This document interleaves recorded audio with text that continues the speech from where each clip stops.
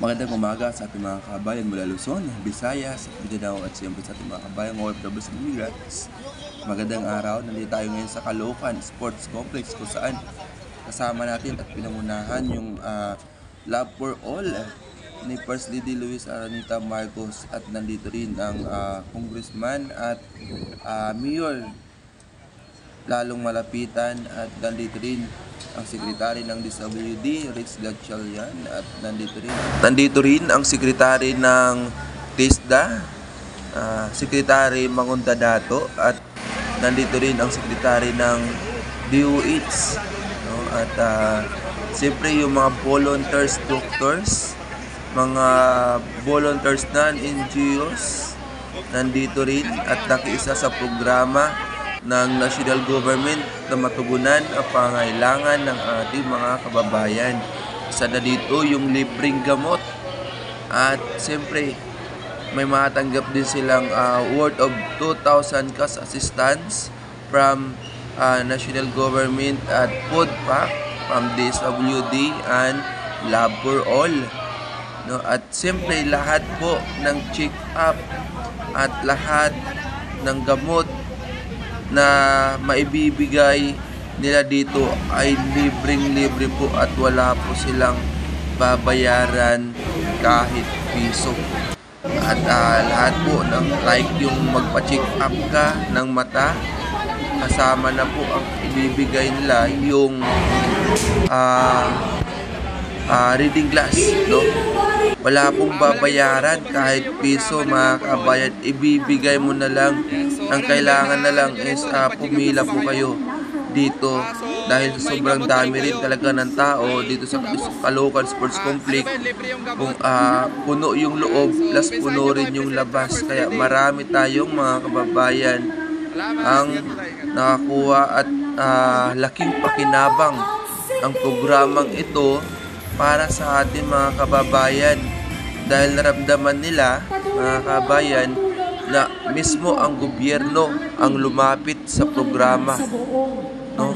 Mismo ang gobyerno ang nagdala ng programa para sa ating mga kababayan bumaba, no?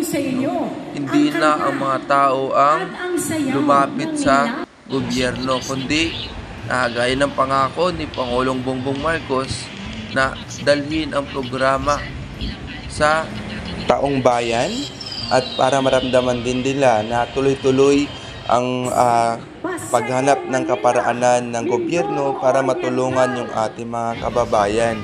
So sana sa lahat ng ating mga kababayan magtiwala po kayo at siyempre gumalaw din po kayo ng inyong kaparaanan at kayo po mismo na rin mga kababayan, wag lang po natin lahat iasa ang pangailangan natin sa gobyerno. Kailangan tumulong tayo at magkaisa para maabot natin yung gusto natin.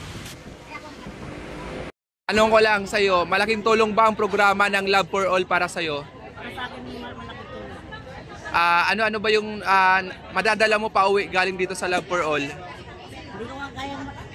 Hindi mo kaya buhatin? Hindi ko na kaya. Ay, oo, kasi mabigat po talaga yan ay.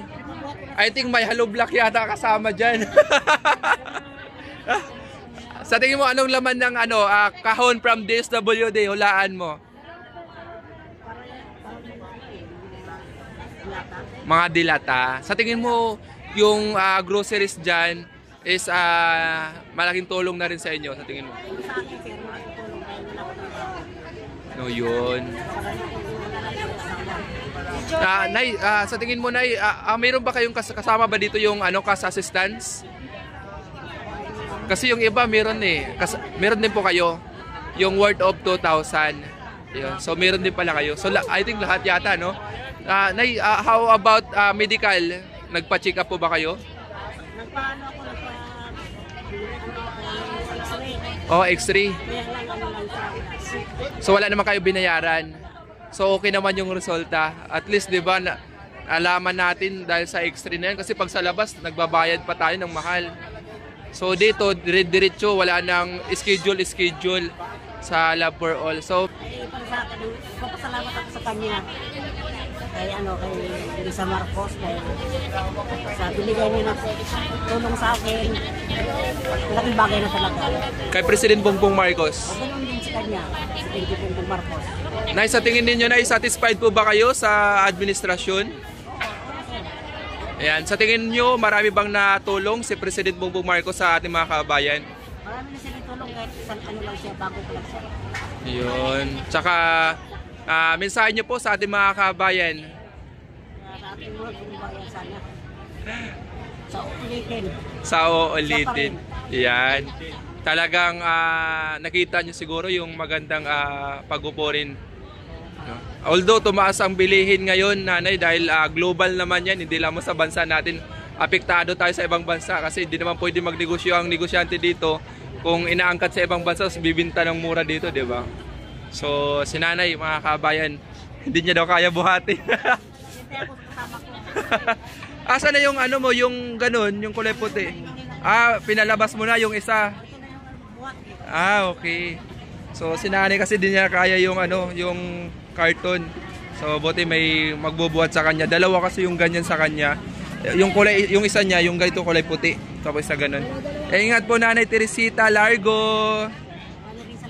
Oh, yun, si Nanay Teresita. So,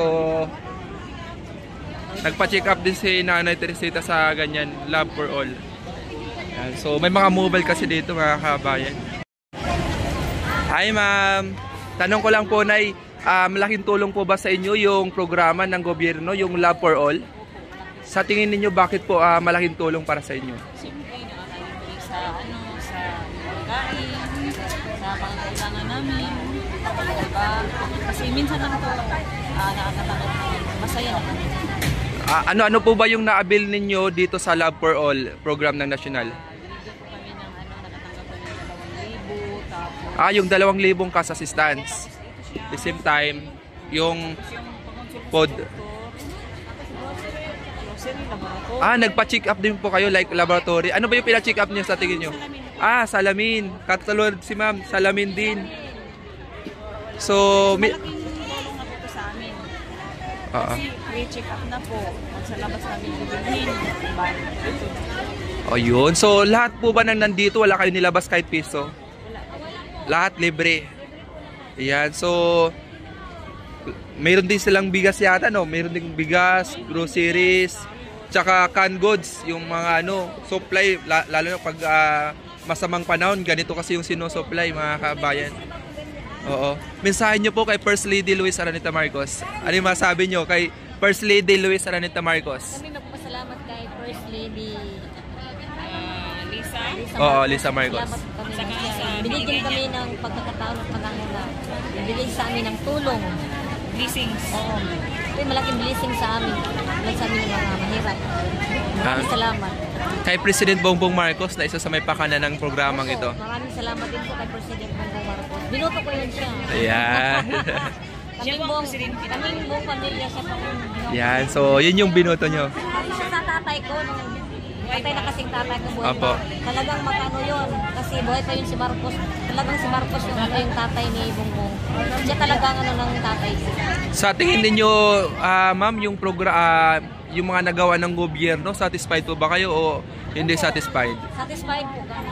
Yan. So, sa tingin ninyo, based on observation ninyo sa mga social media or sa iba-ibang sa tingin ninyo, nakakatulong ang gobyerno para sa ating mga kabayan? Malaking tulong po ang gobyerno sa amin. Ayan. So, ano yung panawagan nyo kay President Bongbong Marcos para sa pangkalahatan? Panawagan ko po kay Bongbong Marcos. Ulitin ko po, maraming salamat po sa tulong. Ayan. Salamat po, mama. So, sila yung nandito, mga kabayan. Kita na, nakapila pa dito.